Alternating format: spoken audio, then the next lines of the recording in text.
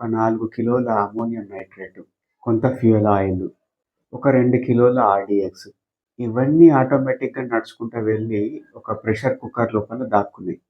పాపం అటువంటి ప్రెషర్ కుక్కర్‌లు ముంబై లోకల్ ట్రైన్స్ లోపల పోయి దాక్కున్నాయి. పాపం వాటంతట అవే పేలిపోయినాయి. దాని పర్యవసానంగా 189 మంది ప్రాణాలు కోల్పోయిండ్రు. ఇది వినడానికి, నమ్మడానికి చాలా వింతగా అనిపిస్తుంది. ఆశ్చర్యంగా అనిపిస్తుంది గదా!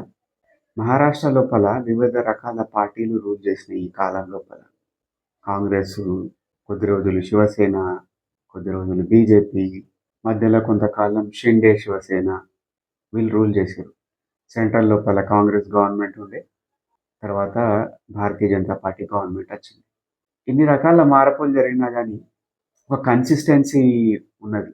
ఎందులోపల అంటే ఒక ల్యాక్ లస్టర్ ఇన్వెస్టిగేషన్ లోపల, ల్యాక్ ఆఫ్ అకౌంటబిలిటీ లోపల, ప్రజల మానాలు, ప్రాణాలు, వాళ్ళ ఆస్తుల పట్ల బాధ్యత లోపల తీవ్రమైన లోపం ఉంది. ఇక్కడ జరిగిన అతిపెద్ద లోపం ఏంటిదంటే ఎవరైతే ఈ ముద్దాయిలు ఉన్నారో వాళ్ళు చాలా ఎఫిషియంట్ లాయర్‌ని వాడుకున్నారు. వీళ్ళ బ్యాక్‌గ్రౌండ్ చూస్తే అందరు లోయర్ మిడిల్ క్లాస్ పీపుల్. వాళ్ళు లక్షలు ఇన్‌ఫాక్ట్ కోట్లు ఖర్చు పెట్టి ఒక ఎమినెంట్ లాయర్‌ని ఎట్లా హైర్ చేసుకోగలిగిండ్రు. అతను ఒక హైకోర్ట్ లోపల రిటైర్ అయిన చీఫ్ జస్టిస్. తర్వాత మళ్ళీ లా ప్రాక్టీస్ చేయడం స్టార్ట్ చేసిండు. అతను వీళ్ళు డిఫెన్స్ లాయర్‌గా వాడుకున్నారు.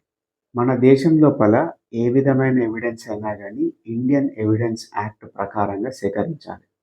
ఆ ఎవిడెన్స్ సేకరణ లోపల కొన్ని లోపాలను ఇతను ఫైండ్ ఔట్ చేయగలిగిండు. గ్యాదర్ చేయబడిన ఎవిడెన్స్ అనేది అన్‌రిలయబుల్ అని ఎంతో కొంత ఆర్గ్యుమెంట్ చేయగలిగిండు. ఎందుకంటే ఇది ఇన్‌కన్సిస్టెంట్ ఉంది, ఇన్‌సఫిషియెంట్ ఉంది. ఈ ఎవిడెన్స్ గ్యాదరింగ్ లోపల ల్యాక్ ఆఫ్ ప్రాపర్ డాక్యుమెంటేషన్ జరిగింది.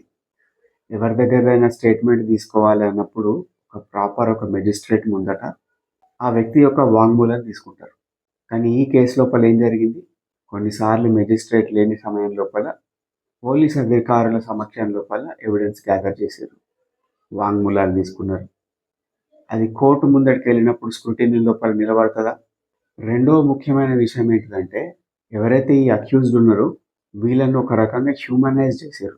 ఇట్లాంటి తీర్పులు చూసినాక ఎవరికైనా కానీ పబ్లిక్ ట్రాన్స్పోర్ట్ లోపల ధైర్యంగా ట్రావెల్ చేద్దామన్న ధైర్యం వస్తుందా? నాకు ఇంకో డౌట్ వస్తుంది. నిజంగానే ఈ 19 సంవత్సరాల పాటు జైల్లో ఉన్న ఈ అక్యూజ్డ్ ఉన్నారు కదా, వాళ్ళు తిరిగి కోర్టులో డిమాండ్ చేయాలి.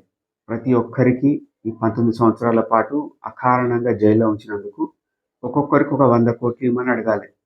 అప్పుడు బుద్ధి వస్తుంది కావచ్చు కదా ఇన్వెస్టిగేటివ్ ఏజెన్సీస్కి.